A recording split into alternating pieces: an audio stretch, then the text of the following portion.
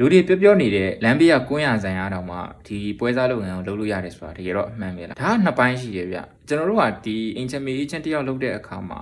ကိုက professional ကြလုပ်တာနဲ့ professional မကြစွာလုပ်တာနဲ့မတူညီပါဘူးအဲ့တော့ professional ကြအောင်လုပ်တာနဲ့မလုပ်တာဘာကွာလဲလို့မေးရင်ကျွန်တော်တို့ agent professional လုပ်တဲ့သူတွေဟာဒီလုပ်ငန်းတစ်ခုပေါ်မှာအခြေခံပြီးတော့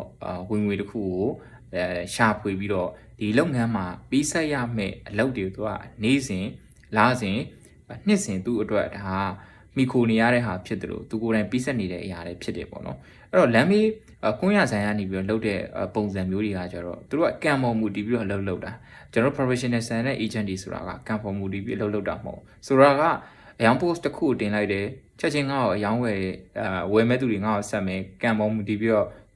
ဖះမှာဆူတောင်းနေလို့မရဘူးပေါ့နော်အဲ့တော့ကျွန်တော်တို့ကဘာလုပ်ရလဲဆိုလို့ရှိရင် professional ဆန်တဲ့ agent တွေဟာ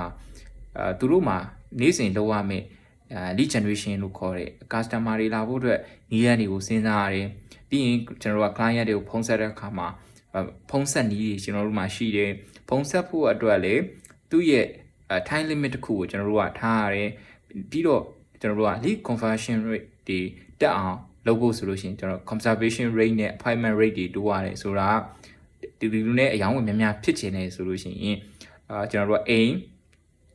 လူ10ယောက်ကိုတလကိုတပွဲဖြစ်ကျင်နေဆိုအနည်းဆုံးကျွန်တော်တို့ကဒီ9ယောက်လောက်ကိုတော့ဈေးဆိုင်ဖူးရမယ်9ယောက်လောက်ဈေးဆိုင်ဖူးတယ်ဆိုတော့မှဒါဖြစ်နိုင်ကြီး4ယောက်လောက်ကဂျားထဲမှာဈေးအဆင်မပြေလို့ပြတ်သွားနိုင်တာမျိုးရှိမယ်1ယောက်လောက်မှအဆင်ပြေပါဘူးပေါ့နော်အဲ့တော့ကျွန်တော်တို့ကဘာပြန်တွေးရလဲဆိုတော့4ယောက်ကဈေး negotiation လုပ်ပူရမယ်ဈေး4ယောက်ကဈေး nego လုပ်ဖို့အတွက် appointment အတွက်ကျွန်တော်တို့ကလုပ်ပါမယ် appointment အိမ်လိုက်ပြတာပေါ့နော် home showing လို့လည်းခေါ်လို့ရတယ် home showing ကကျွန်တော်တို့ကပို့ပြီးတော့များမယ်ဆိုတာကကျွန်တော်တို့က closing 1တစ်ခုဖြစ်ဖို့တဲ့9ခုက nico ဆိုရင် appointment ကကျွန်တော်တို့10ခုကနေအခု20ကြားလောက်ကျွန်တော်တို့ကဖြစ်ကြမယ် appointment အခု10ခုကအခု20ကြားဖြစ်ဖို့အတွက်ကျွန်တော်တို့မှာလိုအပ်တဲ့ conservation rate လို့ခေါ်တယ်သူနဲ့ကိုယ်နဲ့ကြားမှာဖုံးပြောတဲ့နှုန်းတွေ data ချက်လက်ပို့တဲ့နှုန်းတွေပြီးလို့ရှိရင်ဒါသူ့အတွက်လိုအပ်မဲ့ insights တွေကိုကျွန်တော်တို့ကပို့ပေးတဲ့ဟာမျိုးတွေကိုကသူနဲ့ကြားမှာဘယ်လိုမျိုး brand တိစောက်ထားလဲယုံကြည်မှုတိစောက်ထားလဲဆိုတဲ့ဟာမျိုးတွေကကျွန်တော်တို့အများကြီးစကားပြောလိမ့်မယ်ပေါ့နော်အဲ့တော့ကျွန်တော်တို့ agent professional ဆန်တဲ့ agent တွေဆိုတာ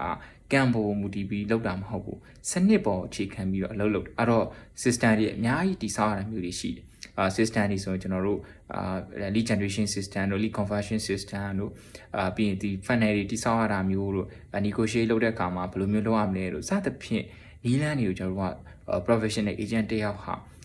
ဆောင်ရွက်ရတဲ့မျိုးတွေရှိတယ်ပေါ့နော်ဒါကတော့ကျွန်တော်တို့တာမန်ရက်ွက်ထဲကလုပ်နေခုန